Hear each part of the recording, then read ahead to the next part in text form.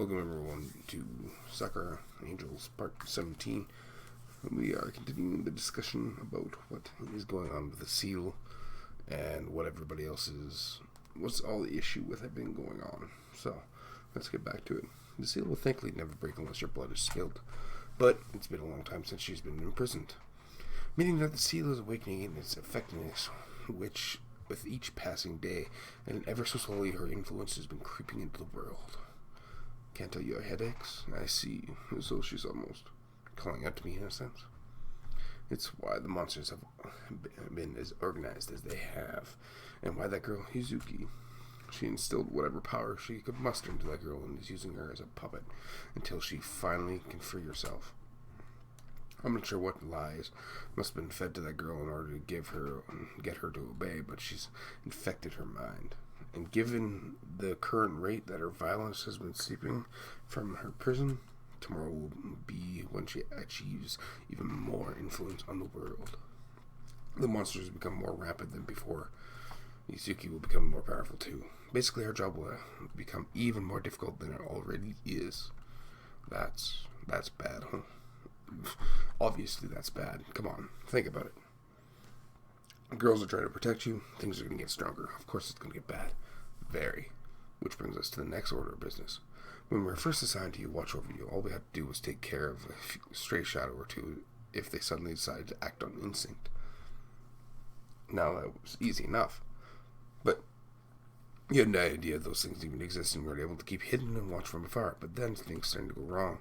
When you saw that shadow, it really took both Sakura and I by surprise.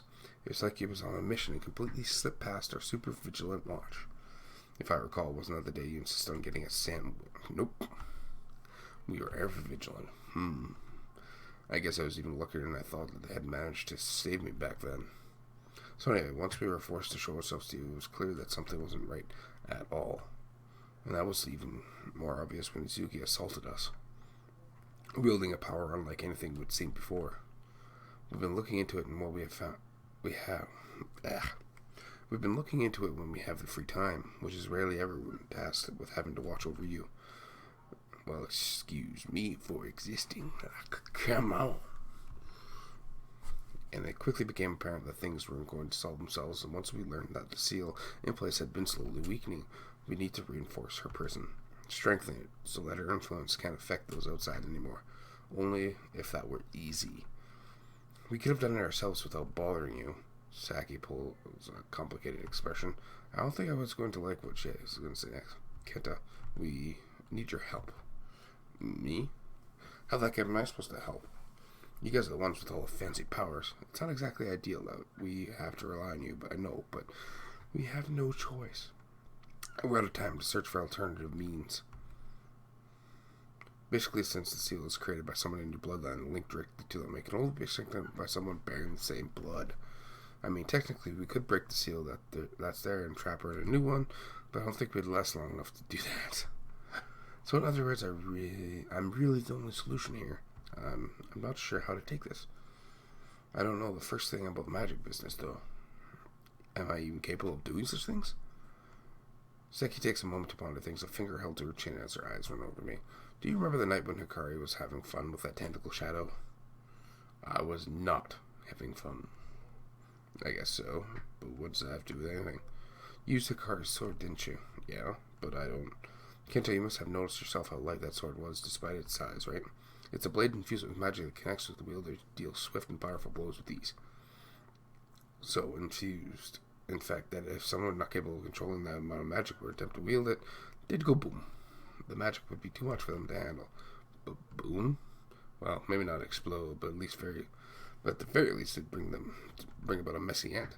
Even though you're still standing after swinging that thing around, it's safe to say that you have the potential in you. Shit. Yikes. I can't believe that there was a possibility of exploding from picking up her sword. What I did back there was even more reckless than I realized. So if you can handle that sword, I think really a little sealing magic would be no problem. But then it also means we have to go to where she's sealed, taking along one thing she's been seeking for all these years. It'll be reckless, and one mistake will mean we put the world in danger. No pressure then, I try my best to keep things lighthearted and forcing out an awkward laugh, but it's difficult after hearing all this. To think that somehow I'm both the key to unlocking this woman for a person, the only thing that can put her away for good.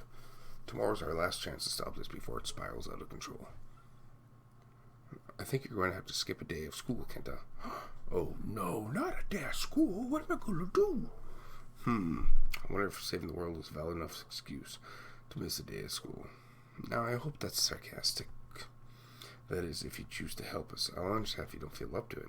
Maybe we can find another way. But there isn't another way, is there? That's the whole reason you're telling me all this. I heave out outside and give my guardians a look over. They've done so much for me in the past week, and even more than I realized behind the scenes. If anything, I owe them this. I swallow hard. I can feel my hands beginning to tremble. I might die if I go with them, but then if we leave it, things will only get worse. So I'll die anyways. Death now, death later. Pick one. I guess I have no choice here, do I? I'll help with the sealing business. If you can think I can manage it. You will. Saki looks ecstatic as she claps her hands together. She was not expecting me to help. Hikaru looks equally surprised. Geez, a little faith goes a long way, you guys. It's the least I can do after you guys have been risking your lives for me every day. If I finally have a way to help, then I'm not going to waste my chance. Kenta, you almost sounded cool there. Almost. I think we need to work on your heroic dialogue. But that'll have to come later. We have lots to cover if we're going to steal away the Dark Queen, so pay attention. And so when I thought the night couldn't get any longer, yet another lecture begins. I'm sure it wasn't easy for the Paladin to teach me something like this of basic magic, someone who only just was aware of its existence at all. I'm not even sure I've got the steps down, but after hours of practicing, they assured me I got it down. I won't be able to tell for sure until the real thing. That's what scares me. What if they misjudge what I was really capable of? Or I mess up?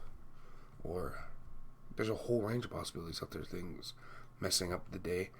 There are the thoughts that stay with me long after the girls return to the tent or care to catch whatever rest they can before the next morning. The last thoughts I have before I finally drift off to sleep is that the toughest day of my life is laying ahead of me. Whatever shall I do? For I am the Batman. No, just kidding.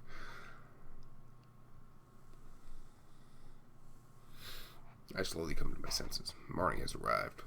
There's no time to waste. I slip out of the covers and steel myself for whatever's to come, feeling more awake than I have in previous mornings. Someone's excited. Which is surprising, seeing as I probably got at best a few hours of sleep. I guess the fear of whatever's coming if I mess this up. It's what's going to keep me going. A better motivation than any other. Okay, let's do this. I peer at the pair of determined eyes that stare back at me from the mirror. This is the most focused I've been in my life.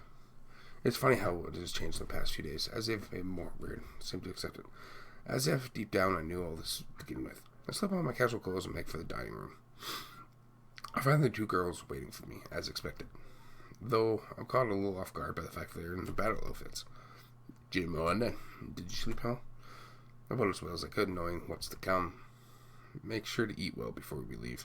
You're going to need the strength. Right, and of course. I start for the kitchen and prepare the most simple food I can think of. So I think I forgot to ask you last night where we're being carried off with other stuff. But where exactly is the Dark Queen imprisoned? Didn't we say? She's sealed just outside this town. What? I almost dropped the plate I'm holding. She's that close by? Of course. Why else do you think her influence is spreading around here so easily? I really didn't think about any of that. That's a good point. But to think she's been this close the whole time, no wonder things have been getting progressively more crazy around here. She must be furious to have the key for her freedom just out of grasp like that. Like this. To be fair, while we knew she was at least in the area, we didn't pinpoint her exact location until last night. Apparently she's in a forest in the outskirts of town, holed up in some cave out of sight. There's a lot of history on this place, I suppose. Maybe the forest used to be a part of something greater. Her old base of operations, perhaps. None of that matters. We just need to get in there, strengthen the seal, then our lives should be much easier. Are things really going to be just magically fix themselves when we do this? Well, we'll shut off whatever power she has on the land, meaning the monsters will go back to being mindless husks, and things should quiet down around here, and then we'll finally go home after all this is sorted out. I swear I'm going to snap if I have to spend one more day at that school. Oh, don't act like you're so desperate to leave. I know for a fact you had fun spending time with Kenta. Don't be ridiculous. I only do my job. You can't fool me. When your face is such adorable shade of red.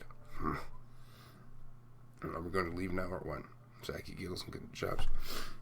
Certainly. And our partnership, I suppose it's good that they can stay in such high spirits despite the task that lays before us. We set out. I let the girls lead the way as we take the lesser traveled routes through town so not to draw attention to their outfits. They offered to fly me there, as it would be much faster, but I don't like flying. No. Walking is fine. I'm sure things aren't that urgent. Before long, our surroundings become less urban, the buildings shrinking in number the longer we travel, and finally we cross over a fence into the wilderness. Branches overhead shade us from the sun as we walk across the faint trail laid out across the ground. Only the faintest hints of light that filter through illuminate the way. I'm beginning to wonder if the girls even know the way as we pass by a tree I swear I've seen it the last 3 times. Maybe we should have brought a map. Well, that just confirms it. We're hopelessly lost. Why don't they just fly up above the trees and see where it is and keep going?